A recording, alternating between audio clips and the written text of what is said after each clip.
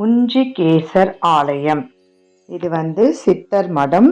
இவர்தான் திருவலங்காடில் உள்ள சிவன் கோவில் லிங்கத்தை பிரதிஷ்டை பண்ணவர்.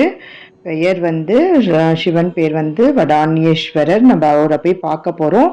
அவரை போய் பார்க்கறதுக்கு முன்னாடி இவருடைய மடம் இருக்கு அப்படின்னு சொல்லி எங்களை கூட்டின்னு வந்தாரு எங்க அத்தை பையன் நீலகண்டர். இது நம்ம பத்ரகாளி அம்மன், திருவலங்காடு பத்ரகாளி அம்மனுடைய தொடர்ச்சி வீடியோ. பார்க்காதவங்க பாருங்க. இந்த சித்தர் ஒரு என்ன சொல்றது, சைனாக்கார் மாதிரி இருக்கிறாரு பார்க்கறதுக்கு. அவருடைய தலைப்பா, அந்த முகம் தோற்றம், இதான் கருவறையில் உள்ள சித்தர் பாருங்க. அப்படியே உயிரோட்டமா உட்காந்துட்டு இருந்த மாதிரி இருக்குது. ரீவைண்ட் பண்ணி திருப்பியும் பாருங்க. இப்போ நம்ம சிவன் ஆலயத்துக்கு வந்துட்டோம், திருவலங்காடு. இந்த பெரிய அதாவது கோவிலுக்கு பக்கத்துல தான் அந்த சித்தர் மடம் இருக்கு. முதல் பிரகாரம் நம்ம கோவில் கோபுரத்தை தாண்டி முதல் பிரகாரத்துல நாங்க வர சொல்லும் எங்க அத்தைப்பை சொன்னாரு, அங்க கோமாதா சாலை இருக்கு, நீங்க அருகம்பில் வாயின் வந்தோம், அதை நீங்க அங்க போய் கொடுத்துட்டு வாங்க, நீங்க போங்க, நான் எடுக்கிறேன் வீடியோ அப்படின்னு சொன்னாரு. எனக்கு அது ஒரு புது அனுபவமா இருந்தது. இது வரைக்கும் நானும் ஒரு 500 வீடியோ கிட்ட இருக்கு நம்ம கிட்ட. இது வரைக்கும் யாரும் இந்த வார்த்தை சொல்ல. அது எனக்கு ரொம்ப கொஞ்சம் சந்தோஷமா இருந்தது. அவரு என் பின்னாடியே எடுத்துட்டு வந்தாரு. சின்ன பையன்தான் இருந்தாலும் அந்த பெரிய பக்குவம் மனப்பான்மை இருக்கதை பார்த்து ரொம்ப கொஞ்சம் சந்தோஷமா இருந்துச்சு. அங்க பசுமாடுகள் நிறைய இருந்ததுங்க. ஒருவேளை தானமா கொடுத்துட்டாங்க போல. நிறைய பசுமாடுகள் அங்க வச்சுட்டு இருந்தாங்க. செம்ம வெயிலுங்க. அப்படியே பார்த்துட்டு முருகப்பெருமான் அங்க வச்சுருது. காலத்துக்கு முன்னாடி இருந்த சிலைங்க, எத்தனையோ 1000 வருஷத்துக்கு முன்னாடி கட்டின இந்த கோவில் பார்க்கறதுக்கே பிரமிப்பாவும் ஆச்சரியமாகவும் இருந்தது. திருவலங்காடு சிவன் கோவில். இவரு ஸ்ரீ வல்லப கணபதி, ரொம்ப சக்தி வாய்ந்த கணபதி. இவர்கிட்ட வேண்டிக்கிறது எல்லாமே நடக்கும் அப்படின்னு சொல்லிட்டு இருந்தாரு. அவர் தான் எங்களை கொஞ்சம் கைட் பண்ணாரு. ஏன்னா அவர் ஒரு 10 வருஷத்துக்கு மேல இந்த கோவிலுக்கு வந்துட்டு போயின்னு இருக்கிறாரு. இது 2வது பிரகாரத்து வாசல். நம்ம தாண்டி உள்ள நுழையிறோம். எதிர்க்கியே கொடிமரத்தை பார்த்தோன்னே நம்மளுக்கு ஒரு நல்ல வைப்ரேஷனே பாருங்க. ஸ்ரீ சக்கரம் மாதிரி ஒரு கோலம் கல்லுலயே செதுக்கி வச்சிருக்காங்க. அதுல கோலம் போட்டிருக்காங்க. இது 2வது பிரகாரமே எவ்வளவு பெருசு பாருங்க. முதல் பிரகாரம் அவ்வளோ பெருசு, 2வது பிரகாரம் அந்த விட பெருசு. இதை தாண்டி நம்ம இப்போ அப்பாவை போய் பார்க்க போறோம். சரியான வெயிலுங்க. ஆனா சூடு இல்லை. அந்த மேல அனல் பறக்கும் வெயிலுன்னு சொல்லுவாங்க பாத்தீங்களா, அந்த வெயில் கிடையாது. ஆனா ரொம்ப பிரைட்டான வெயில். ஃபோன் நம்ம ஃபோக்கஸ் பண்ணி எடுக்கிறதுக்குள்ள கண்ணு ரொம்ப கூசி போச்சு. ஆனாலும் நான் விடாத எடுத்துட்டே வந்தேன். நான் ரொம்ப கால் அங்கெல்லாம் கருங்கல் தரதானே, அதனால இந்த வெயிலுக்கு கொஞ்சம் சூடு காலில் உரைக்குது. அதனால கொஞ்சம் விறுவிறுன்னு எடுத்தேன். அதை அப்படியே ஸ்டில் பண்ணி கொஞ்சம் ஸ்லோவில் உங்களுக்கு போட்டு காமிக்கிறேன். இது பக்கத்தில் இருக்கிற ஒரு படம் ஃபஸ்ட்டு நம்ம நந்தீஸ்வரருக்கு நம்ம பார்த்துட்டு அவருடைய அனுமதியை வாங்கிட்டு நம்ம உள்ளே போகலாம். 2வது பிரகாரம் இந்த சன்னிதானம். இது இதுதான் 3வது பிரகாரம். அப்பா இருக்கிற இடம் எவ்வளோ உள்ள பாருங்க, இருட்டா இருக்கு. இந்த மாதிரி ஒரு வடிவமைப்புல அதாவது நடுவில் இருக்கிற வடிவமைப்புல தான் இங்க நடராஜர் இங்க இருக்கிறாரு. நம்ம அவரை உள்ள போய் பார்க்கலாம். விமானம் அப்பா இருக்கிற இடத்துல செம்பு முலாம் பூசின விமானம் கோபுரம் அமைக்கப்பட்டிருந்தது. இப்போ உள்ள போலாம். இருட்டுல உங்களுக்கு தெரியாது, ஆனா நான் கொஞ்சம் ஃபோக்கஸ் பண்ணி காமிக்கிறேன்.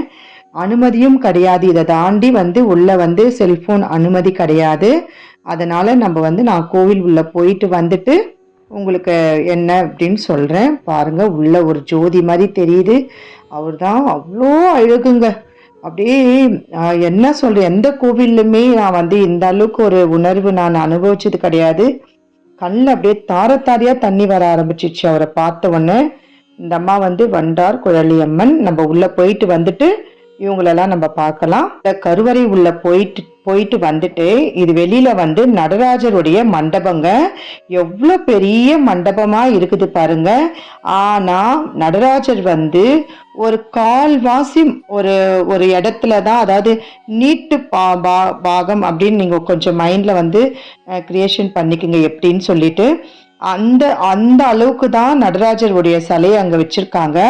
மீதி இருக்கிற அந்த இடங்கள்லாம் அப்படி ஃபுல்லா க்ளோஸ்டு. ஒண்ணுமே உள்ள நீங்க வந்து நடராஜரை பார்த்தீங்கன்னா இன்னும் சின்ன இடமா இருக்கே அப்படின்னு நினைப்பீங்க. ஆனா இந்த மண்டபத்தை பாருங்க, எவ்வளோ பெரிய மண்டபம். அதாவது நான் இதோ இந்த இந்த இடம் சொல்றேன் நான். அது ஏன் அப்படின்னா அதோட பாதி இடம் வந்து இதை கொஞ்சம் ரீவைண்ட் பண்ணி கூட நீங்க பாருங்க ஃபர்ஸ்ட்ல இருந்து. இதோட இந்த பாதி, இந்த 3 கட்டு வருது பார்த்தீங்களா, 3 கட்டு தான் நடராஜருடைய சிலையை வச்சிருக்காங்க. அதுக்கப்புறம் இருக்கிற இடம் வந்து காரைக்கால் அம்மையார் வந்து உள்ள ஜீவ சமாதி ஆனதாவும் இல்ல இன்னும் வரைக்கும் காரைக்கால் அம்மையார் அங்க தவத்துல அமர்ந்திருக்கிறதா சொல்றாங்க.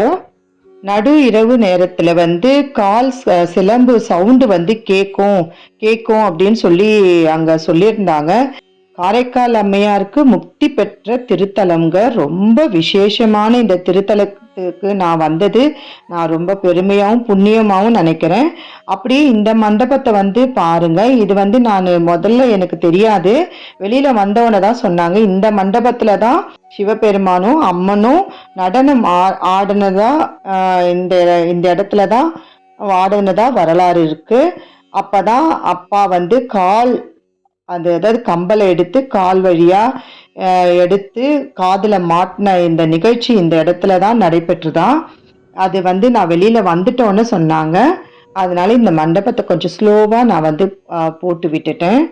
நான் வந்து கொஞ்சம் ஸ்பீடா தாங்க போனேன். ஏன்னா எங்களுக்காக வந்து நீலகண்டன் அவர்கள் வந்து அவங்களுடைய குரூப்போட வெயிட் பண்ணிட்டு இருந்தாங்க. காலையில 5 மணிக்கு அவங்க கோவிலுக்கு வந்தாங்க. நாங்க திடீர்னு தான் அவங்களுக்கு முன்னாடி இன்ஃபர்மேஷன் கொடுக்கல. நான் ஒரு 9:30 மணிக்கு தான் சொன்னேன் நான் வந்துட்டு இருக்கேன் அப்படின்னு என் அத்தை பையன் கிட்ட சொல்லவே, அப்படியா சரி சரி வாங்க நாங்க வெயிட் பண்றோம் அப்படின்னு சொன்னாங்க. அன்னதானம் அவங்க பண்ணிட்டு 12 மணிக்கெல்லாம் கிளம்பிடுவாங்க. எங்களுக்காக அன்னைக்கு வெயிட் பண்ணிட்டு எங்களுக்கு கோவிலெல்லாம் சுத்தி காமிச்சிட்டு, நாங்க இப்ப இந்த கோவில்ல இங்க இருக்கிற டைம் வந்து 1 மணிங்க. 1 மணி. ட்ரெயின் கொஞ்சம் லேட் ஆயிடுச்சு. கார்ல தான் முதல்ல போகலான்னு பார்த்தோம்.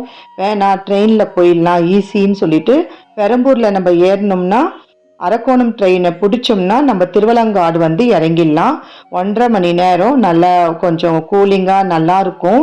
உங்களுக்கு எப்படி வசதியோ அந்த மாதிரி போங்க. ட்ரெயினை விட்டு இறங்கினோடனே ஷேர் ஆட்டோ இருக்கு,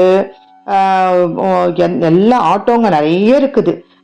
கம்மி தான், ஒரு ஆளுக்கு 30 ரூபா அப்படின்னு வாங்கினாங்க. ரொம்ப நம்மளுக்கு ஈஸியாக இருந்தது.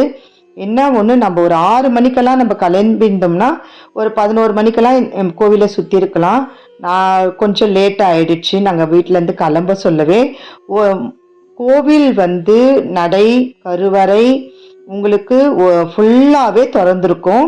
12 மணிக்கெல்லாம் மூடிடுவாங்க அப்படின்றதெல்லாம் கிடையாது. நம்ம எந்த நேரம் ஒன்னால போனாலும் உள்ள கருவறையில அப்பாவை வந்து போய் பார்க்கலாம்.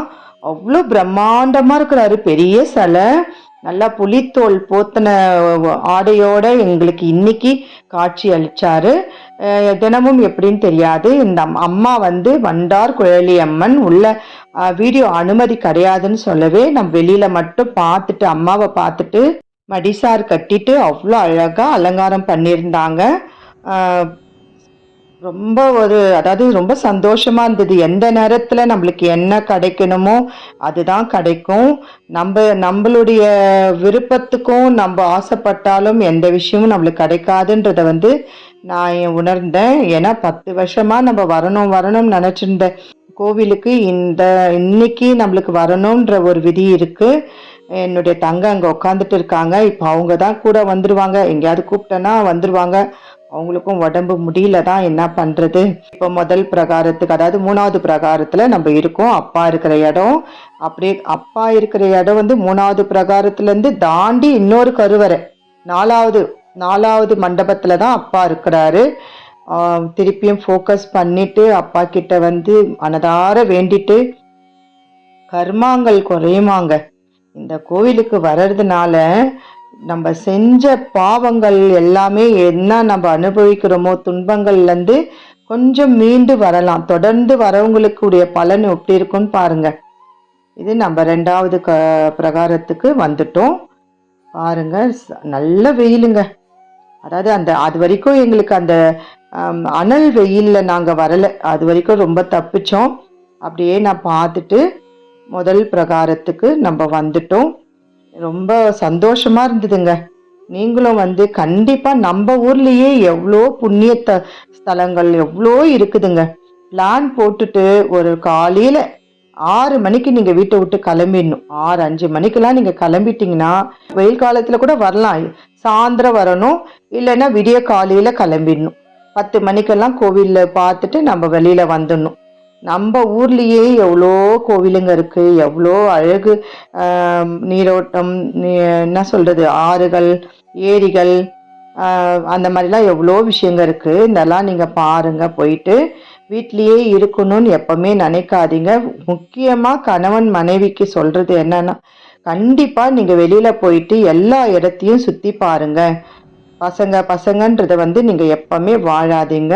ஏன்னா எதுவுமே நிரந்தரமும் கிடையாது, உண்மையும் கிடையாது. கணவன் மனைவி தான் உண்மையான உறவு, காலத்துக்குமே கடைசி வரைக்குமே. இதை புரிஞ்சுட்டு ஒருத்தருக்கு அன்பா இருங்க, உண்மையா இருங்க. அதுவே பெரிய சொத்து.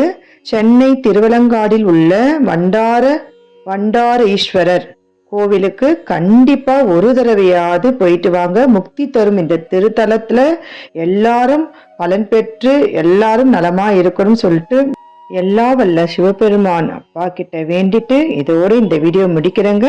இந்த வீடியோ பிடிச்சிருந்ததுன்னா லைக் பண்ணுங்க, ஷேர் பண்ணுங்க, கமெண்ட் பண்ணுங்க, சப்ஸ்கிரைப் பண்ணுங்க. நன்றி.